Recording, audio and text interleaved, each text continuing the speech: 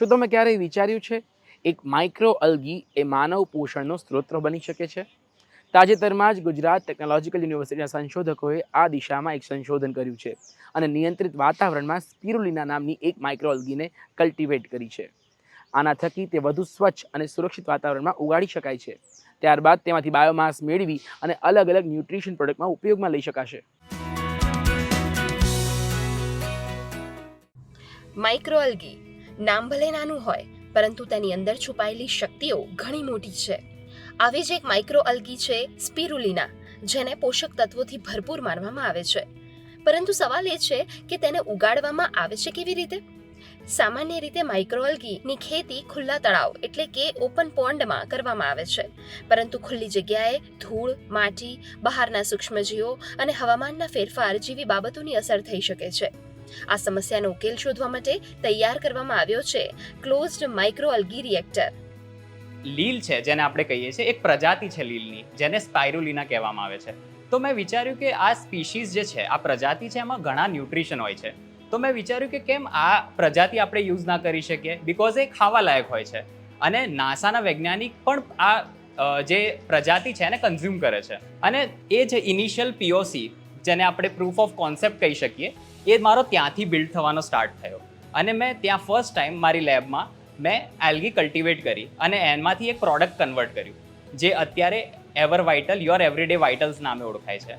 આ reactor basically જે આપણા એન્વાયરમેન્ટલના ફેક્ટર્સ છે, જે તાપમાન છે, જે હ્યુમિડિટી છે, જે ટેમ્પરેચર છે, એ બધાને અમે અહીંયા મિમિક કર્યું છે એક આર્ટિફિશિયલ વેમાં. એટલે એના અંદર અમે આલ્ગીને ઉગાડી શકીએ, બિકોઝ આલ્ગી છે એ પ્રકાશ સંશ્લેષણના ગુણધર્મ પર ઉગે છે. તો આમાં બેઝિકલી શું થાય છે કે આપણે વોટર એડ કરીએ છીએ, એના પછી એક માઇનર અમાઉન્ટ ઓફ આલ્ગીનું કલ્ચર આ રિએક્ટરમાં નાખીએ છીએ. જ્યારે આપણે સ્વિચ ઓન કરીએ તો એમાં લાઇટ ચાલુ થઈ જાય છે, જે સનલાઇટને મિમિક કરે છે. અને એના અંદર એર ફ્લો કન્ટિન્યુ હોય છે, જે એને કાર્બન ડાયોક્સાઇડ આપે છે, જે ખોરાક છે લીલનો, અને ઓક્સિજન કન્ટિન્યુ રિલીઝ કરતું રહે છે. તો બેઝિકલી આના અંદર આવી રીતે algae day by day grow થતી જાય છે. એટલે સપોઝ 0 ડે પર ટ્રાન્સપરન્ટ વોટર છે, તો અઠવાડિયા પછી એ જ વોટર ગ્રીન થઈ જશે.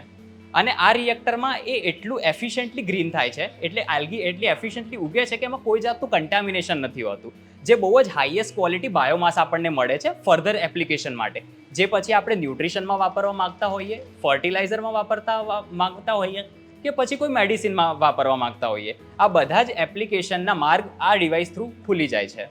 આને ગાળી લેવાનું, એ ગાળેલું જે બાયોમાસ છે, જે આપણને એક લુગદી કાઇન્ડ ઓફ મળે છે, એને આપણે ફર્ધર સન ડ્રાય પણ કરી શકીએ છીએ અને એડવાન્સ ટેકનોલોજી થ્રુ ફ્રીઝ ડ્રાઈંગ પણ કરી શકીએ છીએ, જે પાવડરમાં કન્વર્ટ થઈ જાય છે. અને એ જ પાવડર ઘણા બધા ન્યુટ્રિશન, હોમિયોપેથિક, આયુર્વેદિક અને मेडिसिनल फॉर्मुलेशन एक महत्वपूर्ण भाग है. जिस तरह से हमें जब प्रोडक्ट बनाने रहेंगे, ताकि ये जो अल्गी है न्यूट्रिशनली बहुत रिच है, so many proteins, so many vitamins and other micro nutrient present in algae. तो जब हम न्यूट्रिशनल प्रोडक्शन के लिए जाएंगे तो उसमें हमको एक केवल सिंगल काइंड ऑफ अल्गी उसमें ग्रो होना चाहिए, जो आपको मैक्सिमम न्यूट्रिशन एंड उस क्वालिटी को वो प्रॉपर रख सके. इसमें एक दिक्कत होता है कि जैसे कि बारिश आ रहा है, तो we are not in our control, तो दैट टाइम थोड़ा कल्टिवेशन में ऊपर नीचे हो सकता है. लेकिन कंटेनराइज सिस्टम में आप 24/7 फॉर द पूरे ईयर्स के लिए आप इसमें प्रोडक्शन ले सकते हो. Pharma industry always wants the purified product and non contaminated product. लेकिन ओपन पार्ट में ऐसे भी हो सकता है कि there are so many insect, so many other microorganisms will come into the pond and that create the additional hazardous things present in our product. But same thing we can overcome into the containerized system. આ ટેકનોલોજીની ડિઝાઇનને patent પણ મળ્યા છે અને હવે તેનો ઉપયોગ આગળ ઔદ્યોગિક ક્ષેત્રમાં કરવાની દિશામાં કામ થઈ રહ્યું છે. हम स्टूडेंट्स को पढ़ाई के साथ साथ स्टार्टअप में वो कैसे आगे बढ़े, उसका प्रोडक्ट कैसे लॉन्च हो, कमर्शलाइज कैसे करें, उसमें हम ज़्यादा फोकस कर रहे हैं. और यहाँ पर स्टूडेंट्स के लिए बहुत सारी पॉलिसी बनाई है जीटीयू ने, जिसमें स्टूडेंट्स को सिर्फ आइडिया के बेस पे 2.5 लाख रुपए हम प्रोवाइड करते हैं. और एक बार आइडिया उसका प्रोटोटाइप बन गया तो प्रोटोटाइप बनने के बाद उसको और फंडिंग अपॉर्चुनिटी मिलती है जीटीयू में, जैसे 10 लाख रुपए से लेकर 30 लाख. और स्टार्टअप इंडिया की पॉलिसी में 1 करोड़ रुपए तक का उसको सपोर्ट मिलता है, जो यूनिवर्सिटी से हम उसको अलाइन करके देते हैं. जी, पहले विद्यार्थी जो है वो पब्लिकेशन के पीछे भागते थे, पर अभी हम पब्लिकेशन तो करवाते ही है, साथ साथ में पेटेंट के ऊपर भी हम थोड़ा जोर दे रहे हैं, क्योंकि अल्टीमेटली कुछ प्रोडक्ट बनेगा और समाज में वो उसका यूज़ होगा तो वो ज़्यादा अच्छा है स्टूडेंट्स के लिए और समाज के लिए.